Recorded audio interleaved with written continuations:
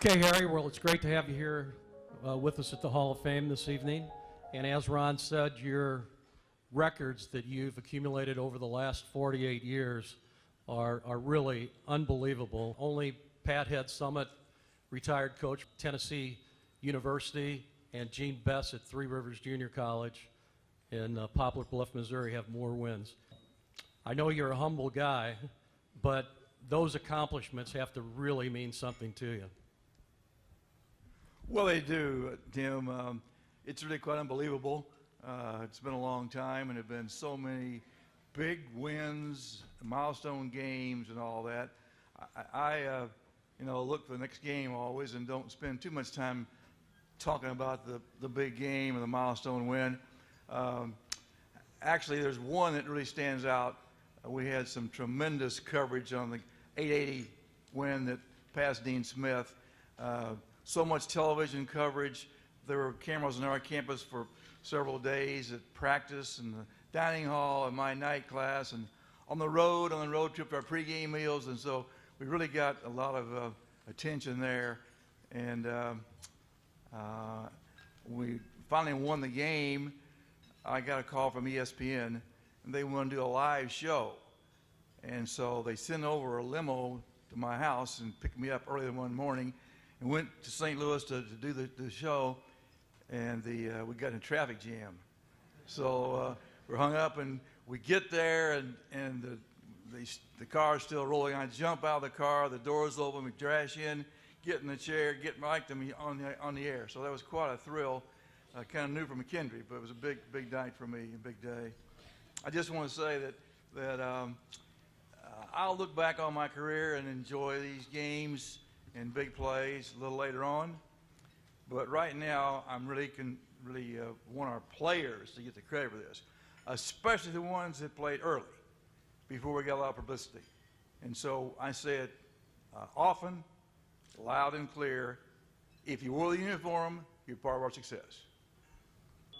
Did I hear you say you taught class, and then you actually, I don't think Rupp or Wooden or any of those guys were teaching classes when they were still coaching. I have a night class for basketball theory. Basketball theory.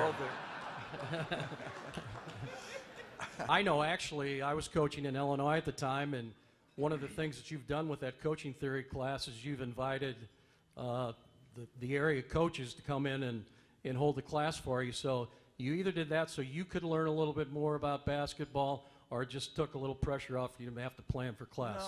No, I was recruiting those high school coaches. You've actually been a part of McKendree for over 60 years. You came from Brookport, Illinois, and how's a kid from Brookport, Illinois wind up at McKendree in Lebanon, Illinois?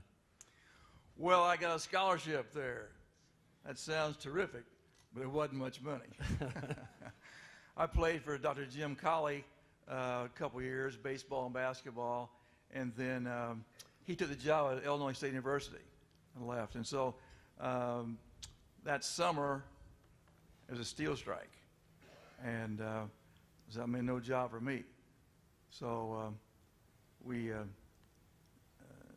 talked to a friend who had coached some in O'Fallon, Illinois, and went to school at night and graduated. So I talked to him and got a job in O'Fallon teaching and coaching, and finished up my degree doing that. Actually, my first contract at O'Fallon was for $3,300 over 12 payments.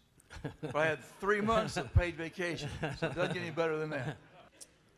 You told me an interesting story of why you decided to take the contract at McKendree College to coach basketball. It's a little different than why most people do it now. Well, really, I wanted to be a high school coach, and I wanted to win the state championship. And so I'd gone to U of I in the summer to work on my master's degree. It was going to be a 5-year plan, and while I was there, I got offered a job to stay on as assistantship and help with basketball and get my degrees, which I did that.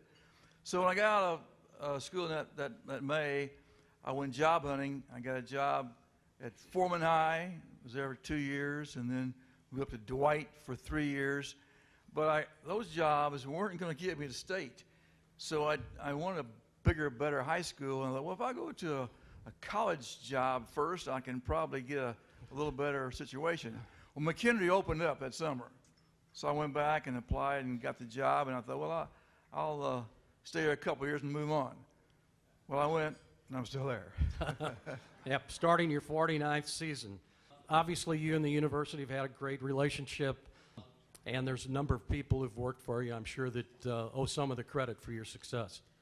Well, there's no doubt about that. We've had a lot of great people that gone through the program. I hesitate to start naming names because I get in trouble, but we had tremendous support over the years. Well, we appreciate that.